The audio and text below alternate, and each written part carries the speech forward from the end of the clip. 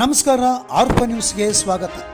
ಬಳ್ಳಾರಿ ನಗರದ ಬೂಡಾ ಮಾಜಿ ಅಧ್ಯಕ್ಷರಾದ ಶ್ರೀ ನಾರಾ ಪ್ರತಾಪ್ ರೆಡ್ಡಿ ಅವರು ಮೋಕ ರಸ್ತೆಯಲ್ಲಿರುವ ತಮ್ಮ ನಿವಾಸದ ಸಮೀಪ ಇರುವ ಕಚೇರಿಯಲ್ಲಿ ಮಂಗಳವಾರದಂದು ಪತ್ರಿಕಾಗೋಷ್ಠಿಯನ್ನು ಏರ್ಪಡಿಸಿದರು. ಈ ಸಂದರ್ಭದಲ್ಲಿ ಮಾತನಾಡಿದ ಅವರು, ಬಳ್ಳಾರಿ ಹಾಗೂ ವಿಜಯನಗರ ಜಿಲ್ಲೆಗಳಿಗೆ 2024-25ನೇ ಸಾಲಿನ 18ನೇ ಸಚಿವ ಸಂಪುಟ ಸಭೆಯಲ್ಲಿ ಅನುದಾನ ನೀಡುವಲ್ಲಿ ಸರ್ಕಾರ ಮಲತಾಯಿ ಧೋರಣೆಯನ್ನು ಅನುಸರಿಸಿದೆ ಎಂದು ಸರ್ಕಾರದ ಕ್ರಮವನ್ನು ಖಂಡಿಸಿದ್ದಾರೆ.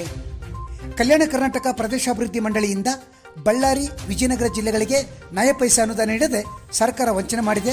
ಕೇವಲ ಕಲಬುರಗಿ, ರಾಯಚೂರು, ಬೀದರ್ ಜಿಲ್ಲೆಗಳಿಗೆ ಹೆಚ್ಚಿನ ಅನುದಾನ ನೀಡಿ ನಮ್ಮ ಭಾಗದ ಜಿಲ್ಲೆಗಳಿಗೆ ಅನ್ಯಾಯವೆಸಗಿದೆ ಎಂದು ದೂರಿದರು.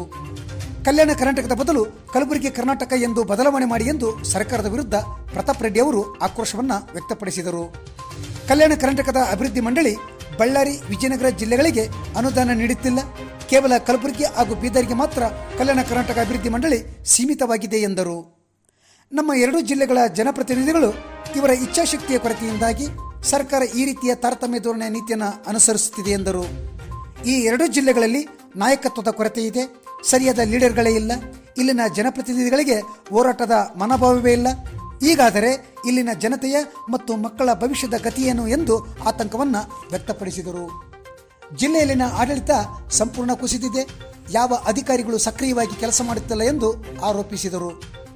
ನಂತರ ಎಂಪಿ ಪ್ರಕಾಶ್ ಹಾಗೂ ಎಂಐ ಗೋರ್ಪಡೆ ಇಲ್ಲದ ಈ ಎರಡು ಜಿಲ್ಲೆಗಳು ಅನಾಥವಾಗಿದೆ ಎಂದು ಈ ಸಂದರ್ಭದಲ್ಲಿ ಇವರಿಬ್ಬರನ್ನ ಸ್ಮರಿಸಿದರು. ಈ ಒಂದು ಸಂದರ್ಭದಲ್ಲಿ ಕನ್ನಡ ಸಾಹಿತ್ಯ ಪರಿಷತ್ನ ಬಳ್ಳಾರಿ ಜಿಲ್ಲಾ ಅಧ್ಯಕ್ಷರಾಗಿರ್ತಕ್ಕಂಥ ನಿಷ್ಠಿ ರುದ್ರಪ್ಪರವರು ಉಪಸ್ಥಿತರಿದ್ದರು.